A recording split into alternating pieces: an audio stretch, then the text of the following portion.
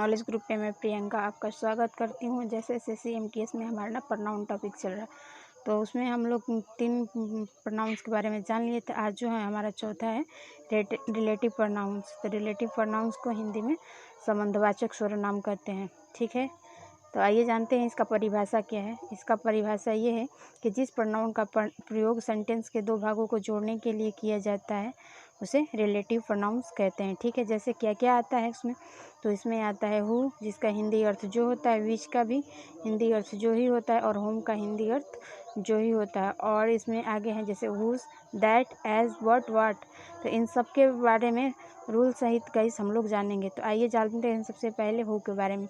तो हु का हिंदी अर्थ जो होता है जो होता है। जैसे इसका प्रयोग किसके लिए करते हैं, तो व्यक्ति के लिए करते हैं। वैसे ही विच का हिंदी अर्थ जो होता है, लेकिन इसका प्रयोग जो है जानवर या वस्तु के लिए करते हैं। तो इसमें नोट है, तो आइए जानते हैं कि नोट क्या है। नोट हमारा क्या कहता है, तो नोट हमारा यह कहता है कि रिलेटिव प्रोनाउन के ठीक वाले आने वाले शब्दों इंसिडेंट या इसको हिंदी में पूर्ववर्ती कहते हैं, और उस पूर्ववर्ती के अनुसार ही रिलेटिव प्रोनाउन के साथ वर्ब का प्रयोग करते हैं। जैसे इसका एग्जाम्पल देख लीजिए। एग्जाम्पल है Sita is girl who is beautiful. इसका हिंदी अर्थ होगा सीता वही लड़की है जो बहुत क्या है, सुंदर है। दूसरा एग्जाम्पल देख लीजिए। Ram is the boy, Ram वही लड़का है हु जो कैन हेल्प मी, जो मेरा मदद करता है। और इसमें सेंटेंस है एग्जाम्पल, तो आइए देखते हैं क्या इसमें और एग्जाम्पल है, जिसको एग्जाम को पॉइंट ऑफ व्यू से आपको समझने के लिए या एरर से रिलेटेड आपके लिए बहुत सारा इम्पोर्टेंस रहेगा। तो आइए गाइस जानते हैं कि क्या इम्पोर्टेंस है इसमें। और पहले तो एग्जाम्पल देख लेते हैं, उसके बाद देखेंगे। तो अगला एग्जाम्पल है इट इज़ आई, यह मैं ही हूँ, I am who am teaching, जो मैं पढ़ा रहा हूँ। जैसे it is they who are helping me, ये वे ठीक है। अगला सेंटेंस देखिए, जैसे दिया है Tommy is the dog, Tommy वही कुत्ता है, विच जिसको is standing on the road पे, जो कहाँ है, रोड पे खड़ा है। देख रहे हैं ना, यहाँ पे विच जानवरों के लिए प्रयोग हो रहा है। वैसे ही देख लीजिए अगला सेंटेंस है example the company which is very big in my. ठीक है, तो इसका क्या होगा हिंदी अर्थ, क्या बोलते हैं, इसका हिंदी अर्थ ये होगा कि वह कंपनी जो बहुत बड़ी हो, किसकी है, वो मेरी है।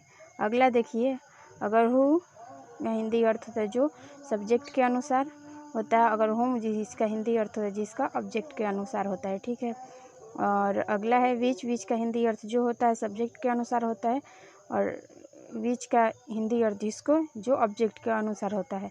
तो आइए गाइस इसका एग्जाम्पल जब एग्जाम्पल के तरीके से समझाएंगे तो आपको बहुत अच्छे से समझ आएगा। जैसे देखिए Ram is the boy, Ram वही लड़का है हु जो कैन हेल्प मी, जो मेरा मदद करता है। तो सब्जेक्ट क्या है इसमें, तो सब्जेक्ट द बॉय हो रहा है ना, तो सब्जेक्ट के अनुसार हो जा रहा है। इसी से सेंटेंस आप दूसरा देखेंगे, जैसे राम इज़ द बॉय हुम आई हेल्प, तो राम वही लड़का है जिसको मैं मदद करता हूँ। तो देख रहे हैं ना ऑब्जेक्ट के अनुसार, यहाँ पे द बॉय क्या हो जा रहा है, ऑब्जेक्ट हो जा रहा है। एक ही सेंटेंस में जो पहला हम लोग सेंटेंस देखे उसमें द बॉय क्या हो जा रहा था, सब्जेक्ट हो रहा था, इसमें ऑब्जेक्ट हो जा रहा है। आइए देखते हैं आगे और भी कुछ एग्जाम्पल हैं जो जिसके माध्यम से आप और अच्छे और आसानी से समझ सकते हैं। तो चलिए आइए गाइस देखते हैं और एग्जाम्पल इसमें समझने के लिए। तो इसमें अगला एग्जाम्पल है जैसे Tommy is the dog which is faithful. देख रहे हैं ना, टॉमी वही जानवर है जो बहुत क्या है, वफादार है। उसी में दूसरा सेंटेंस है Tommy is the dog which I want two by, Tommy वही कुत्ता है जिसको हम खरीदे हैं या मैं खरीदा हूँ। ठीक है, अगला सेंटेंस देखिए this is the Lord Krishna हुम इज़ वेरी काइंड। तो देखना कि गाइस इसमें एरर कहाँ है, तो इसमें एरर है हुम के जगह क्या हो जाएगा, हु हो जाएगा। जब हुम के जगह पे हु हो जाएगा तो हमारा सेंटेंस क्या बनेगा, this is the Lord Krishna who is very kind. ये जैसे भगवान श्री कृष्ण वही हैं जो बहुत दयालु हैं। जैसे Mohan meet the boy whom I had, Mohan वही लड़का है जिससे हम क्या करते हैं, नफरत करते हैं। शी इज़ द गर्ल, वह वही लड़की है होम जिसको आई लाइक मोस्ट, में ज़्यादा पसंद करता हूँ।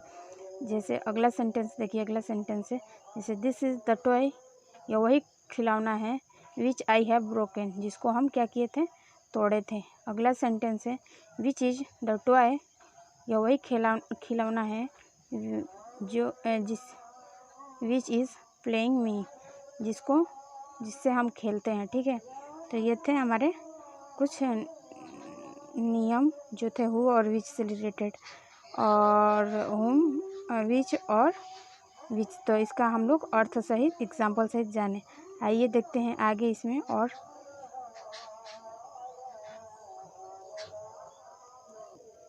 तो अगला इसमें है हुज। हुज का हिंदी अर्थ है जिसका, जिसकी, व्यक्ति, जानवर, वस्तु सबके लिए यूज़ होता है। आइए इसका एग्जाम्पल देख लेते हैं। Ram is the boy whose brother lives in Patna.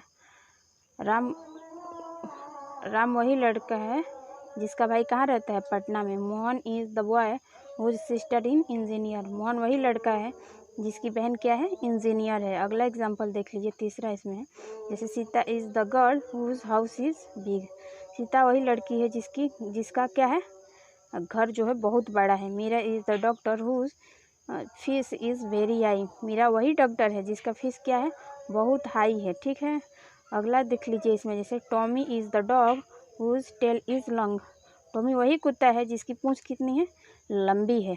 इसमें नोट है, नोट क्या कहता है, तो नोट ये कहता है कि अगर किसी सेंटेंस में इंसिडेंट सब्जेक्ट और ऑब्जेक्ट दोनों का काम करे तो ऐसे में हु जो या जिसका हिंदी अर्थ होता है जो या जिसका प्रयोग करते हैं, न कि होम का। तो आइए इसका एग्जाम्पल देखते हैं। इसका एग्जाम्पल क्या है, तो इसका एग्जाम्पल ये है। तो इसमें एग्जाम्पल है जैसे Suresh is the person who I like should not abuse, Suresh वही व्यक्ति है जो क्या करता है,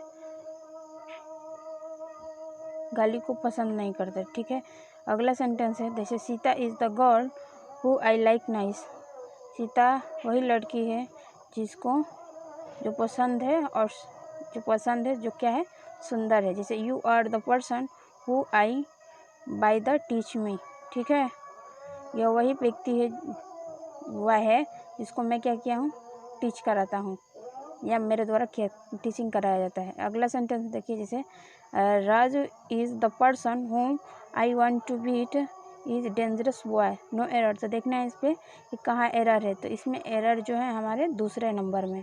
तो दूसरे नंबर पे क्या है, दूसरे नंबर पे होम है, तो होम की जगह पे क्या हो जाएगा, हु हो जाएगा, होम की जगह पे हु हो जाएगा। तो इस तरह हमारा सेंटेंस जो है बिल्कुल करेक्ट हो जाएगा। ऐसे ही दूसरा सेंटेंस भी एकदम सेम है, जैसे Sita is the girl whom I teach does not study properly no error. तो इसमें भी होम की जगह हु हो जाएगा, तो सेंटेंस करेक्ट हो जाएगा। और क्या बनेगा सेंटेंस, जैसे Sarita is the girl who I teach does not study properly.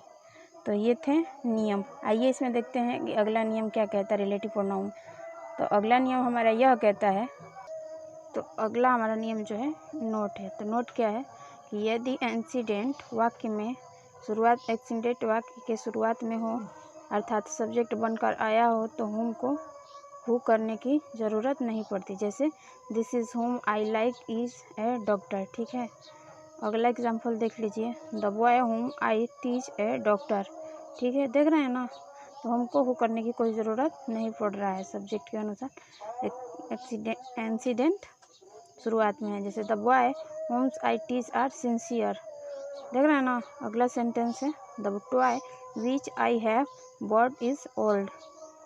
अगला सेंटेंस है हमारा the books which you have are mine. ठीक है, तो ये थे हमारे आज के रिलेटिव प्रोनाउन से नियम, और इसमें और सारे भी बहुत सारे नियम हैं जो हम की अगली वीडियो में पढ़ेंगे। तो आज का लेक्चर यहीं पे ख़त्म करते हैं। जय हिंद, जय भारत। अगर हमारी वीडियो आपको पसंद आए तो लाइक, शेयर और सब्सक्राइब ज़रूर करें। जय हिंद, जय भारत।